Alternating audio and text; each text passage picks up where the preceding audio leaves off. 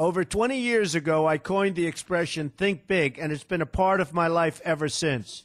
It's also come true. I became an even bigger success after I said it than I was before. And that's one reason I think it's an important way to think. It obviously works, and that's what I'm going to talk about today.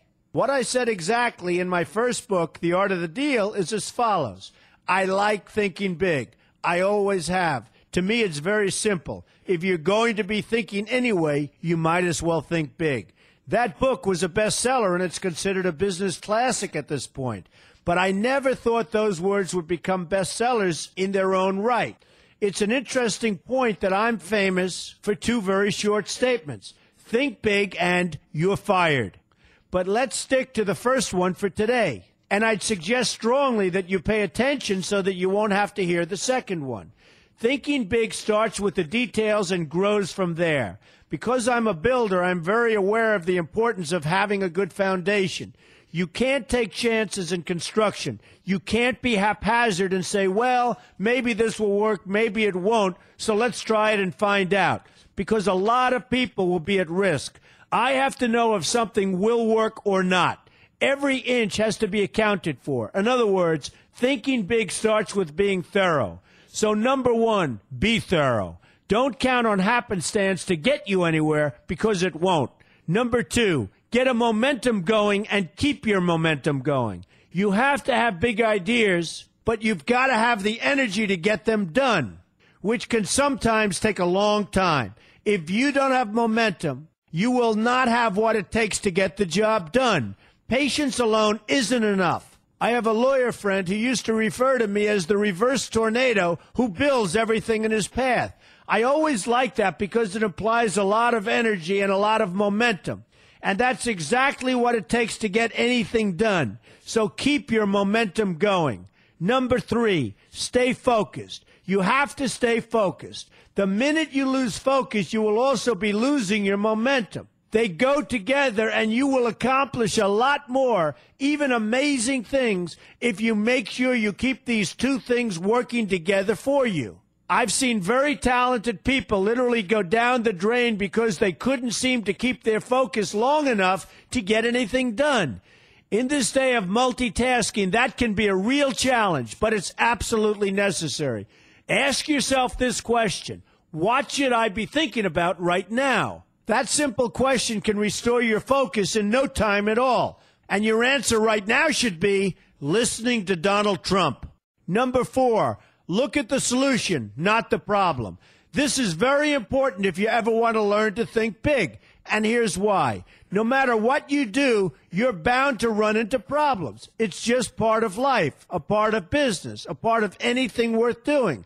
If you let the problems get in your way, they'll become bigger than your idea was to begin with, and you will be a wipeout. No matter how bad things look, keep your focus on the solution, and you will be surprised how things can work out, and work out properly. One way I do this is to ask myself when confronting a possible problem, is this a blip or is this a catastrophe? A catastrophe is something like an earthquake, a tsunami, a war, and so forth, and a blip is everything else. Right away, you'll have the right perspective, and your equilibrium will be restored. So keep your focus on the solution. Number five, see opportunity for what it is, an opportunity. For example, why are you listening to me today? Curiosity? You like me? You don't like me? You want to learn? You have nothing else to do? You want to hear me tell you you're fired? I hope not. But whatever your reasons might be, they've brought you to a good place to get involved and to learn. And that's an opportunity right there. People think that because I'm rich and famous that I know everything. I know a lot, but one thing I know is that I don't know everything. So I ask myself this question every day. What can I learn today that I didn't know before? And you know what? I learn something new every single day.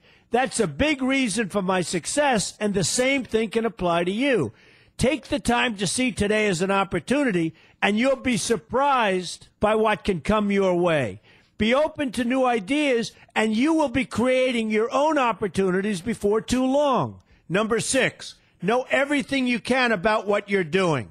That's a good way to cover your bases. Another good way is to read the book Robert Kiyosaki and I have written together, Why We Want You to Be Rich. It's about covering your bases and knowing what's going on.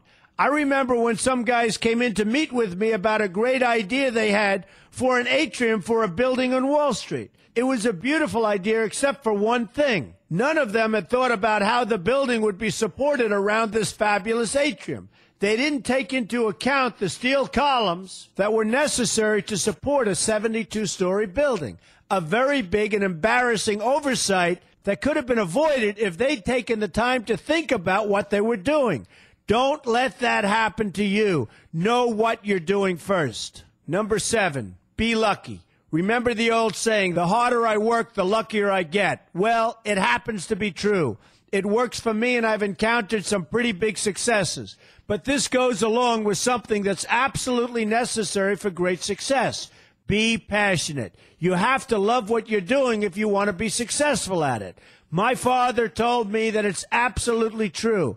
I might work 7 days a week, but it doesn't seem like work to me because I love what I'm doing. If you don't like what you're doing, find something else to do, or do it part-time until you can find something full-time. You will never be successful, happy, or healthy unless you're doing what you love to do.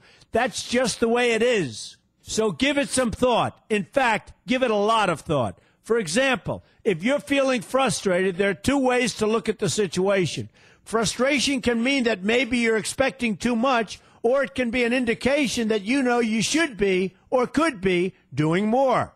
Use frustration as a motivator. Use it to get where you want to go instead of staying where you don't want to be. But above all, be passionate. That's the fast track to success, no matter what your interests are. Number 8, see yourself as victorious. That can zap negativity immediately and put a positive spin on problems. I've gotten to the point where I see problems as challenges that I'll enjoy meeting and dealing with.